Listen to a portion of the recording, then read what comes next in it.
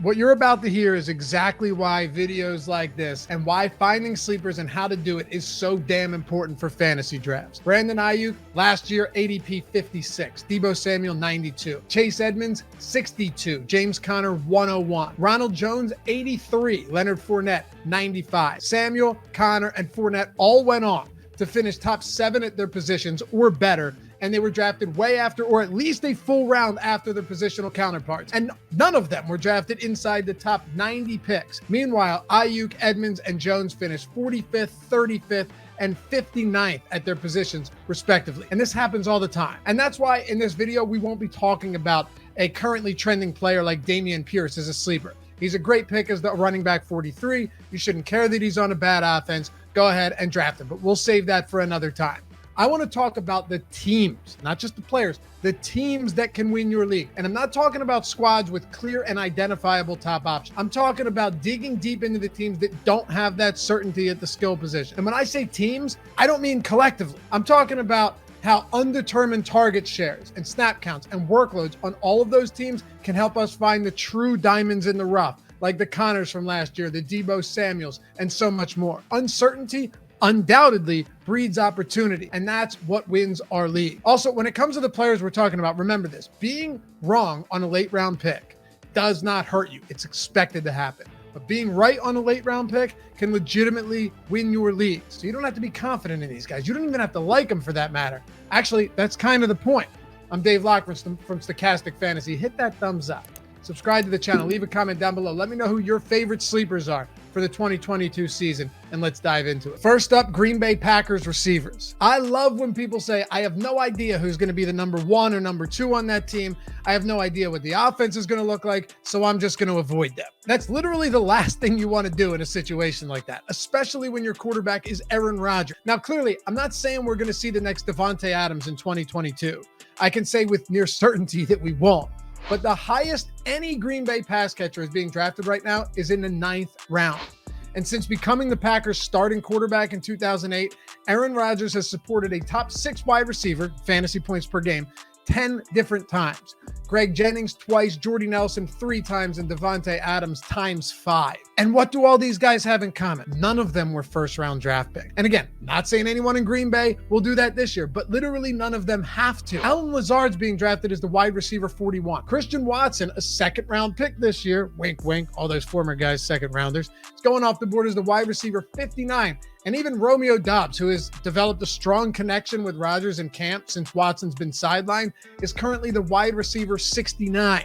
So between the departure of Adams and Marquez Valdes-Scantling, the Packers have vacated a whopping 224 targets from 2021, or 10.6 per game from Adams, and a solid 5 from MVS. That's a ton, and they'll need to be redistributed. Even if Aaron Jones and A.J. Dillon, yes, Dillon too, are going to soak up a nice amount of those targets, there's still going to be plenty to go around.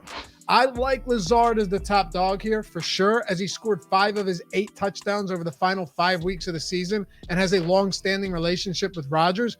But you should be taking shots on any of these guys. A second-rounder in Watson, a young height machine right now in Romeo Doubs.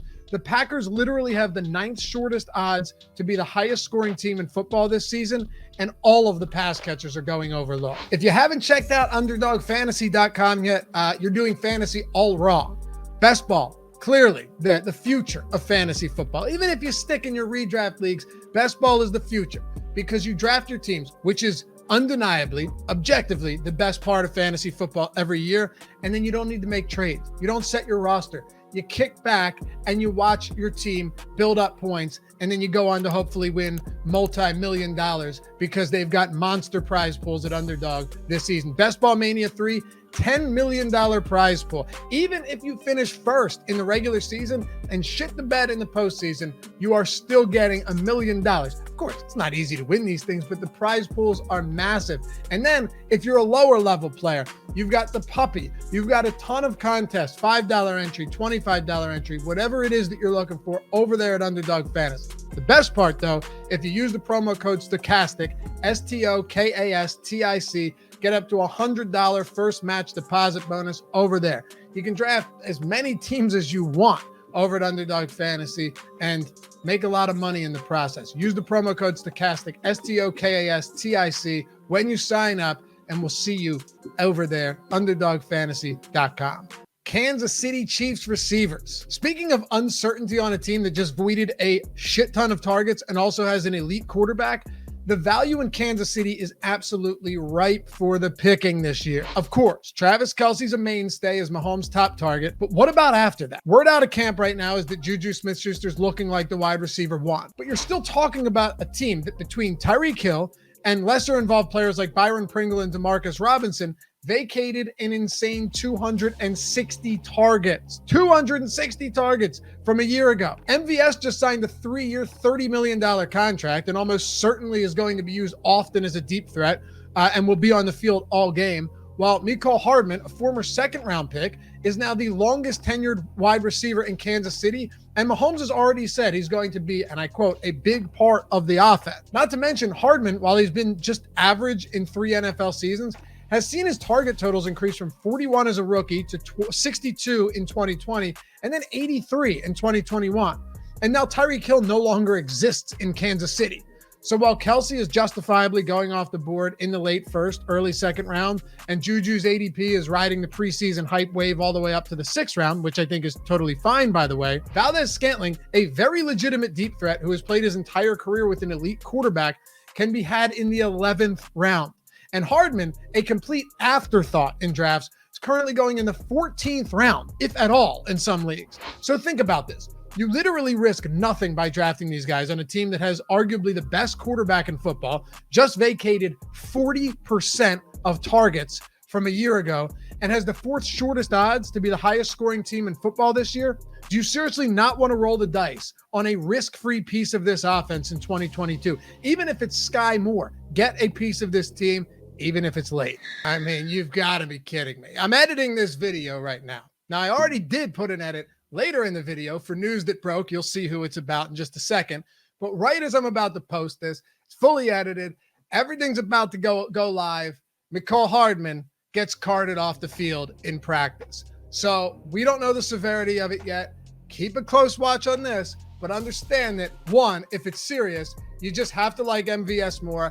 And then Sky Moore, the rookie 2nd round pick, now gets a real opportunity to be the wide receiver 3 on this team with Patrick Mahomes as his quarterback. That's massive. If this Mecole Hardman injury is serious, you don't have to like Hardman, but understand he's going to be on the field a lot if he's healthy. If he's out, Sky Moore gets a real role adjustment on the upward trajectory. And now you're looking at a guy that could produce very solid numbers in his rookie season. So stay tuned. Hopefully we'll get more information. Seattle Seahawks backfield. The Seattle Seahawks backfield is one of the most intriguing situations in all of fantasy football this year. The oft-injured Rashad Penny closed out the final 5 weeks of the 2021 season as the RB1, amassing 671 rushing yards and 6 scores over that span. Not only that, he rushed for over 135 yards in 4 of those 5 games. And you can scream all you want about it coming against bad teams. Yeah, okay. But if you can't put up good numbers against bad teams, then what's the point? I mean, these weren't just good numbers either. They were excellent. Now with Chris Carson retired, we're looking at Penny getting the starting role in Seattle. And that's how it's playing out right now. He's also being drafted as the running back 33. Yes, you got that right. That means that backups, albeit good ones, or timeshare backs, call them what you will, like Tony Pollard, Kareem Hunt, and A.J. Dillon, I love Pollard and Dillon for what it's worth, are being drafted ahead of Penny, who's currently the starter in Seattle. No, the Seahawks offensive line and their offense in general isn't expected to be good, but Penny's being drafted towards the end of the 8th round. The upside here is huge if he holds on to the starting job and, of course, stays healthy, which is a big if. But that's why I love this situation. That's why I think the upside is insurmountable here, because I'm entirely willing to draft Kenneth Walker too. Not in the same leagues that I have Penny, obviously, especially with them being so close in draft position, but it's very likely that one of these guys more than pays off their price tag this season. And Walker's currently going in the late 9th. If Penny struggles, or what's far more likely gets hurt, 2nd round rookie Walker steps in and becomes the clear 3-down back. Behind him at this point would be Travis Homer and DJ Dallas. Zero threat there. So this becomes one of the spots where you should enthusiastically embrace the unknown with Seattle's backfield.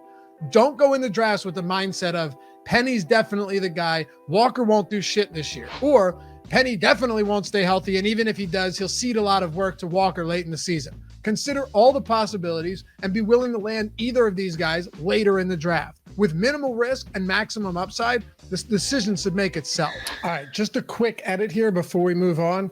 Right after I finished recording this video, we got word that Ken Walker is dealing with a hernia, which could be ominous. Here's what I mean. First of all, Pete Carroll said Ken's got a little hernia thing that he's working on, and we've got to get through that. So I don't know what to tell you yet, but it's something we can attend to and all that. He went on to say, we just got to make sure he's okay by the opener is what we're shooting for. Now, from everything I've seen, and I did some research on this quickly, it seems like Pete Carroll may be more optimistic than most, because if you don't have surgery on a hernia, you're looking at 3 to 6 weeks generally. And if you do undergo surgery, it's 6 to 10 weeks. And if you don't undergo surgery, there's a very high risk of re-aggravating the injury. So with that in mind, obviously monitor this, pay attention. If Ken Walker falls further down the draft board, I definitely have interest. Right now, it concerns me. He should be okay. But more than anything, what I think it does is it really boosts, for me, at his current ADP, Rashad Penny's value, especially considering he just returned to camp at full speed, looked explosive, and looked great. So little update there. Keep that in mind as you go into your drafts. Buffalo Bills backfield. The Buffalo Bills backfield situation is oddly similar to the Seahawks, except with the one caveat that the Bills are actually good. Buffalo's odds to be the highest scoring team in football this year, plus 550. The Bucs are second at plus 800. So you get the point. Whoever's the lead option in this backfield is going to produce really nice fantasy totals. And considering Singletary and rookie James Cook are 8th and 10th round draft picks, respectively, you absolutely need to be taking shots on both of them. Or if you only play in one league, you need to entertain the idea of landing one of them. Why? Well, last year over the final quarter of the season, Singletary was the RB4 in fantasy points per game.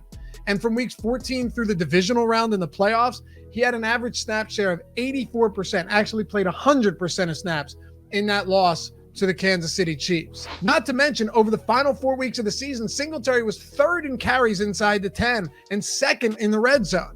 And of the 8 total touchdowns he had on the season, 6 of them came from week 14 on. So clearly I'm a fan of him in the 8th round, and you should be too, even on a pass-heavy team with a mobile quarterback. And also, he's entering the final season of his rookie contract, which I like on top of that. But again, it doesn't mean you should just be ignoring James Cook either. We don't need to be divided on this. We don't need to take strict, stringent positions on one side or the other when these guys are being drafted as late as they are. If Cook is in fact a 3rd down back in Buffalo and gets mixed in a bit on rushing downs, you could be looking at a nice utility player as a 10th round fantasy pick. But as a player who the Bills spent 2nd round draft capital on, it's entirely possible that his role is even more expansive than we're projecting. I still prefer Singletary 2 rounds earlier, but in this offense, an offense this good, and with Zach Moss, who's hardly a threat, being the only other running back to worry about in this backfield, both of them, Singletary and Cook, could provide really nice value at their ADP.